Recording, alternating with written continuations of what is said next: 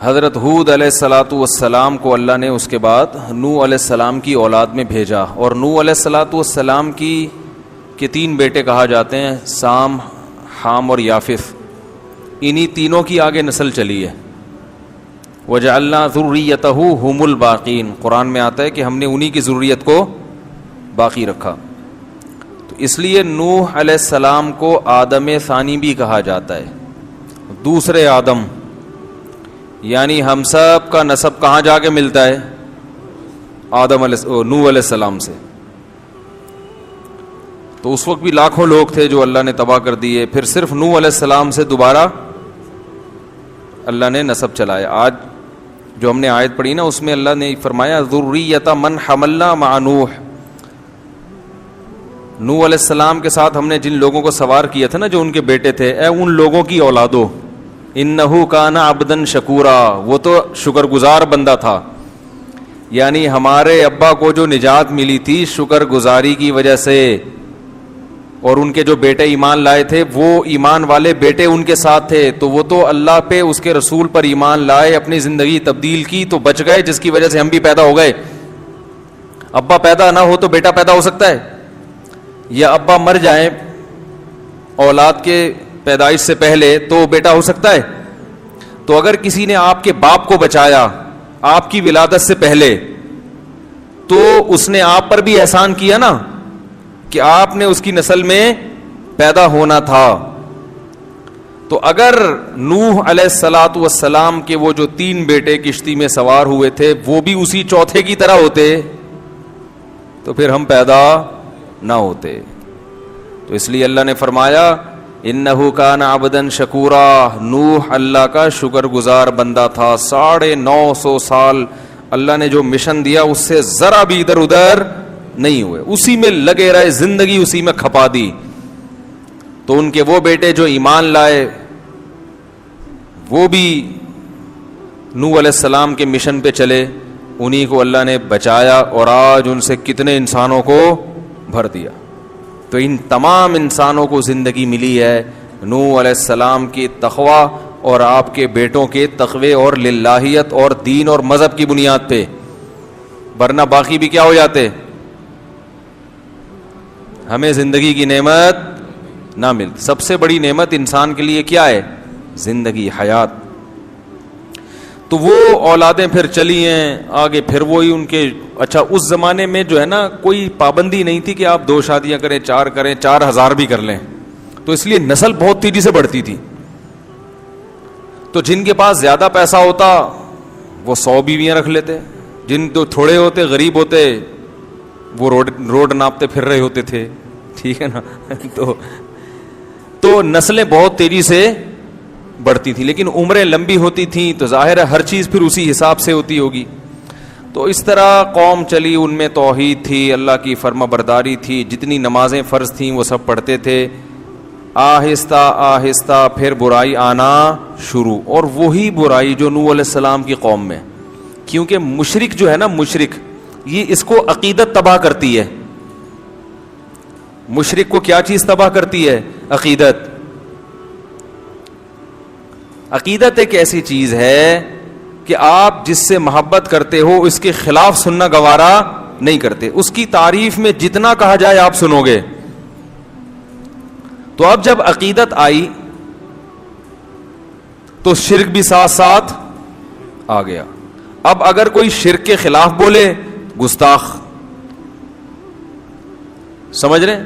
اب دیکھو سیرت کانفرنس ہو, آپ کو رسول اللہ صلی اللہ علیہ وسلم کی سیرت بیان کرنے کے لیے بلایا جائے, جو تعریف میں آپ کلمات کہیں گے وہ تو لوگ سنیں گے, سننے بھی چاہیے. لیکن اگر آپ تعریف میں غلو کرنا شروع کر دیں تو کوئی بھی ٹوکنے والا نہیں ہوگا, سبحان اللہ کہنے والے زیادہ ہوں گے. یہ جو ہماری قوم میں شرک آیا ہے یہ کہاں سے آیا ہے؟ نعتوں سے آیا شرک. نعتیہ کلام میں حد سے تجاوز, حد سے تجاوز, بگڑی بنانے والے اور بدنی اس طرح کے جو الفاظ آئے, پہلے اس کا 2 مطلب لیا جاتے تھے, صحیح بھی غلط بھی, پھر غلط ہی مطلب ہو گیا.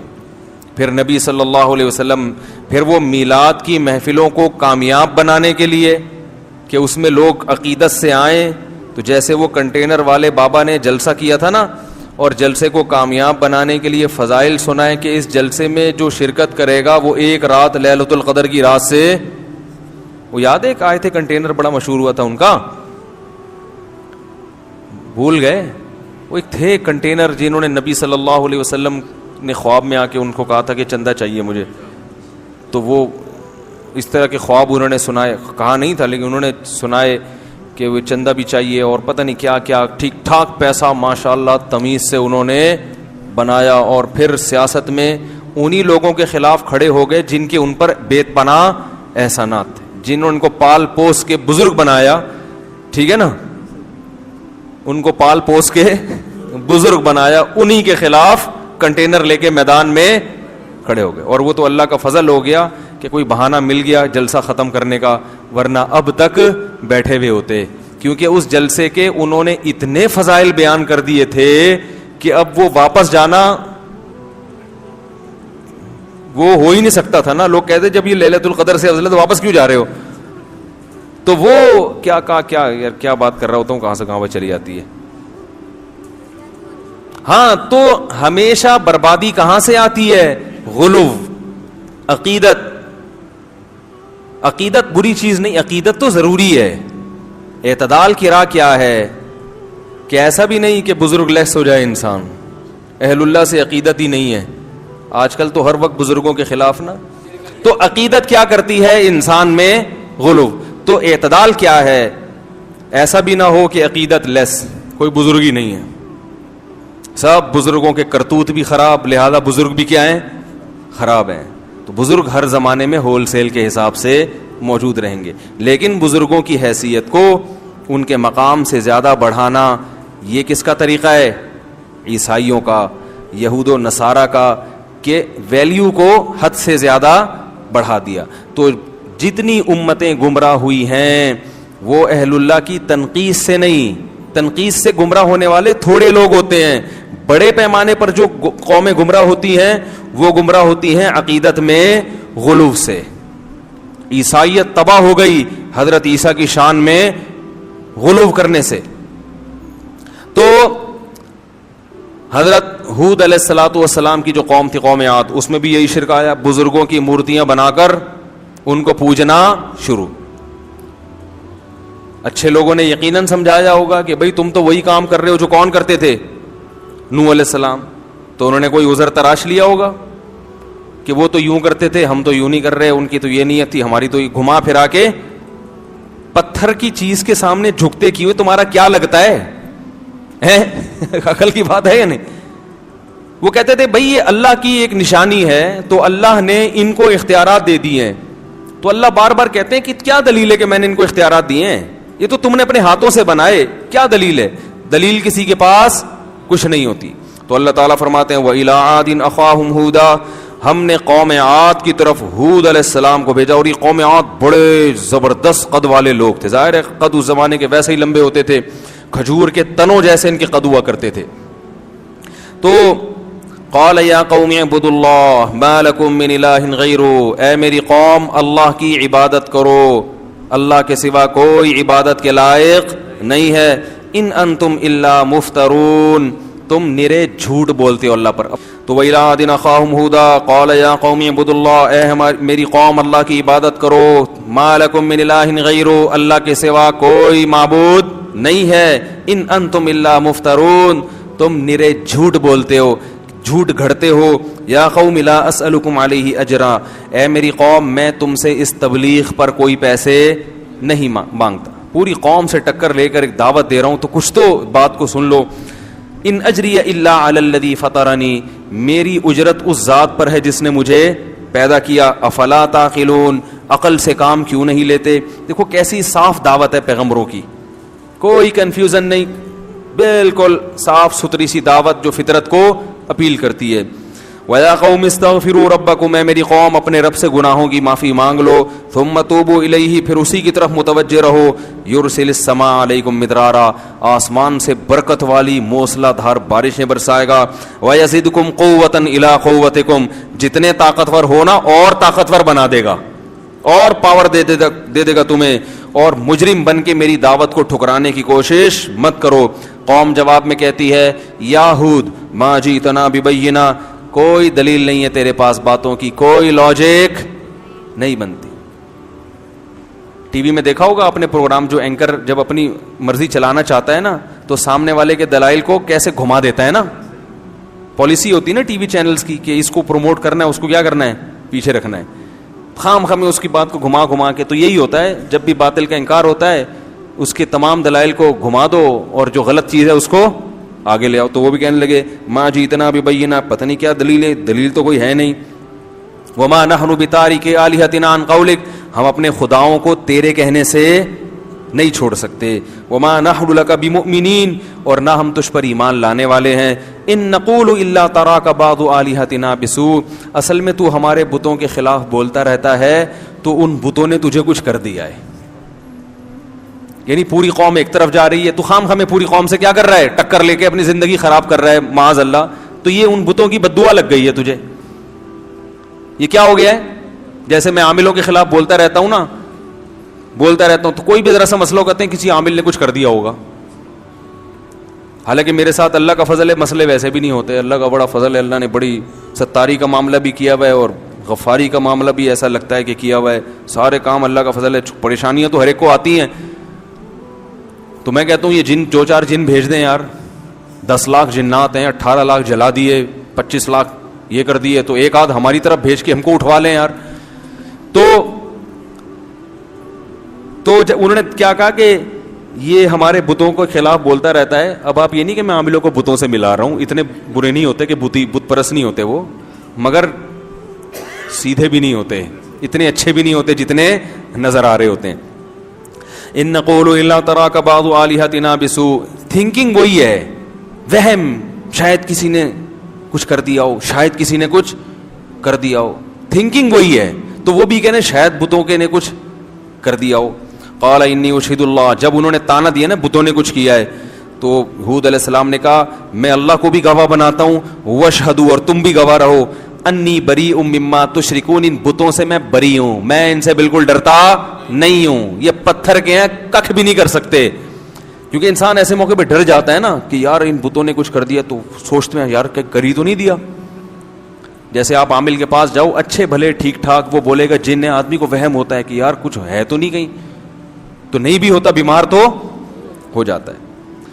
من دونہی، میں اللہ کے سوا ان سب سے بری ہوں. فکیدونی جمیعا، تم سب مل کے انتر منتر پڑھو، جھاڑ پھونک چڑیل بھوت جن جو تم میرے سر، ان بتوں کو بھی ملا لو اور ان مل کے میرے خلاف کیا کرو، تدبیر کرو. انی توکلت علی اللہ ربی و ربکم، میں اعتماد کرتا ہوں اللہ پر جو میرا بھی رب ہے اور تمہارا بھی رب ہے. وما من دابۃ الا هو آخذ بناصیتها ان ربی علی صراط مستقیم.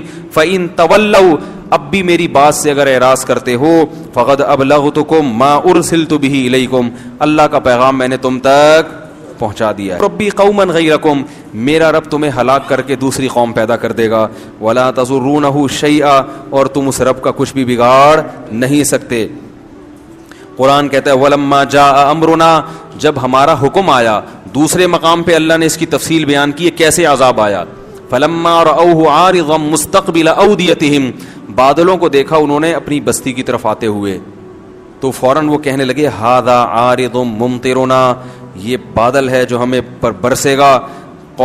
پیغمبر نے کہا نا نا نا، یہ وہ عذاب ہے جس کا تم انتظار کر رہے تھے. تدمر کل شیء بامر ربها، ایسا طوفان آنے والا ہے جو رب کے حکم سے ہر چیز کو اکھاڑ کر پھینک دے گا.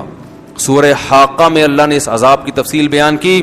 کذبت، کیا ہے الحاقۃ ملحاقۃ وما ادراک ما الحاقۃ، کذبت ثمود وعاد بالقاریہ فاما ثمود فاہلکوا بالطاغیہ واما عاد فاہلکوا بریح صرصر عاتیہ. سرکش ہوا، یہ ایک آواز ہوتی ہے نا جس ہوا میں اس کو سرسر کہا جاتا ہے، زھوں کر کے آواز نہیں آ رہی تھی، خطرناک آواز. ایسی آواز والی ہوا عاتیہ جو سرکش. دیکھو ہوا کیسے سرکش ہوگی؟ ہوا کا مطلب جو بے لگام ہوا ہو, جو قابو میں نہ آ رہی ہو, جو کسی کی سننے کے لیے تیار نہ ہو, ایسی خطرناک ہوا. سخرہا علیہم 7 لیال, 7 راتیں وہ ہوا چلی ہے. و8 ایام, اور 8 دن, 7 راتیں اور 8 دن اتنی تیز ہوا چلی ہے. 7 لیال و8 ایام حسوما فتر القوم فیہا صرعا. اے مخاطب, اگر تو 8ویں دن اس قوم کو دیکھتا ایسا لگتا بڑے بڑے پہلوان ہیں جو پچھاڑ کر گرائے گئے ہیں. ہواؤں نے ان کو اچھال اچھال کر زمین پہ پٹخا تھا. جیسے رنگ میں پہلوان ہوتا ہے نا, اس کو پچھاڑنا پڑتا ہے, گرتا نہیں ہے. تو اللہ نے ان کی طاقت اور قوت اور ان کے قد کو بھی بیان کیا اس منظر میں کہ ایسے لگ رہا تھا پہلوانوں کو زمین پہ پچھاڑ کر گرایا گیا ہے.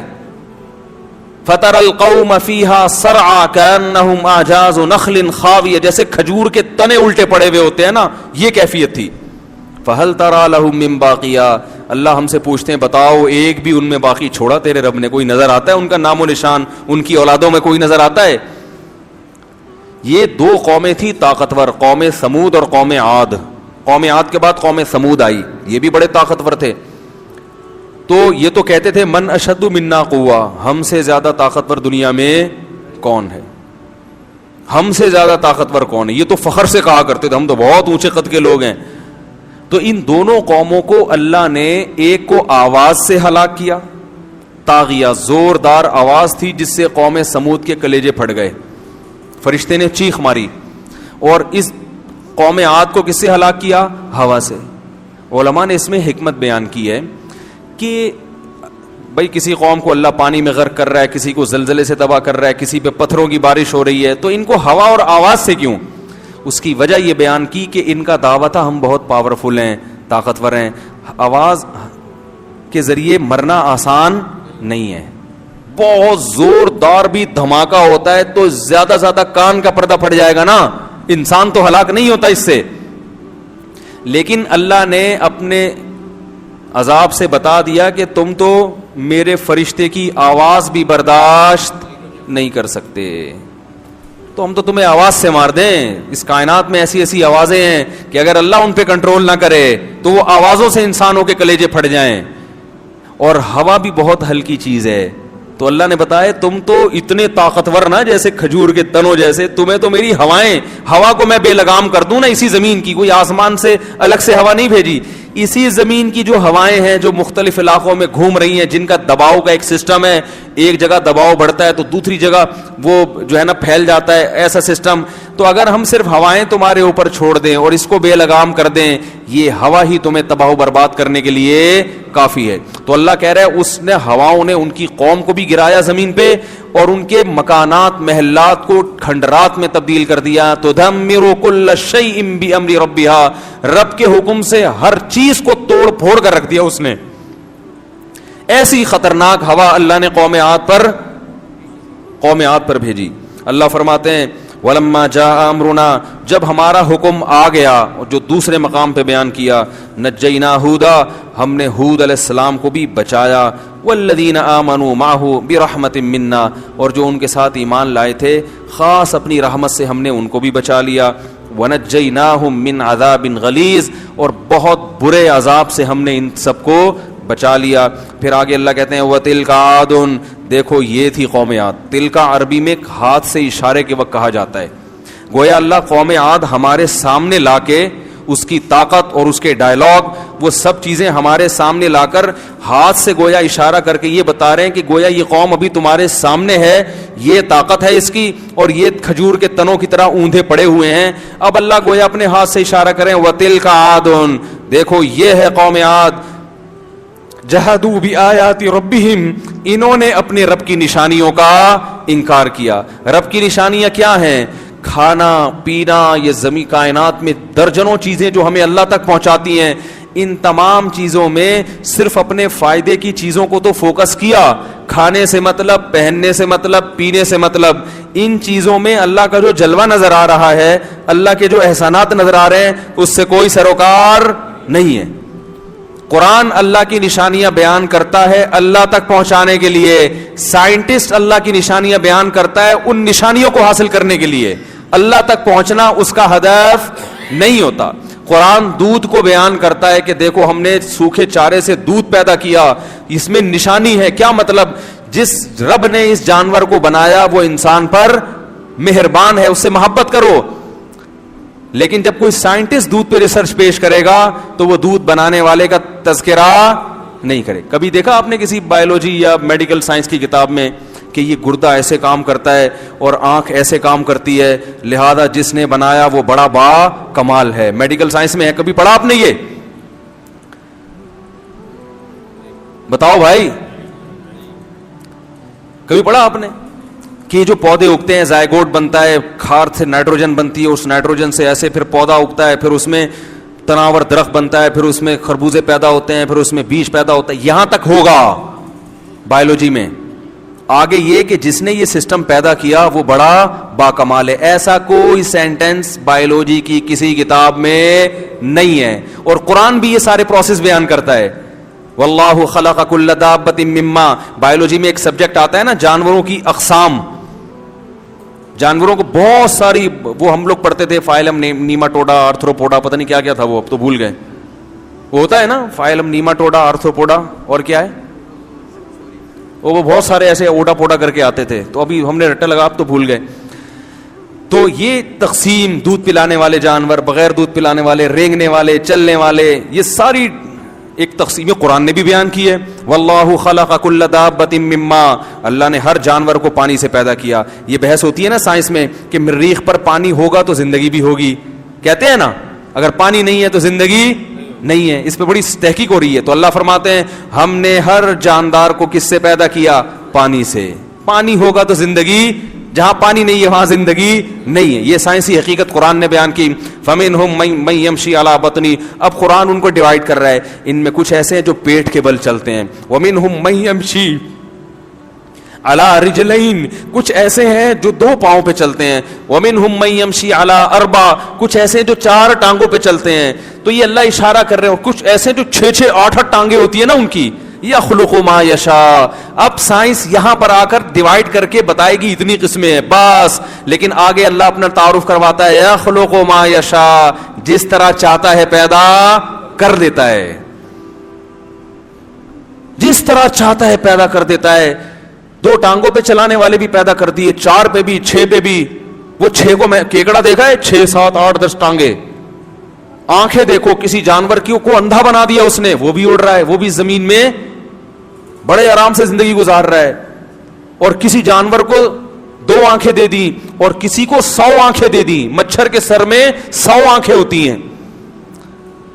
کیسے مختلف, جو چاہا جب چاہا جیسا چاہا بنا دیا.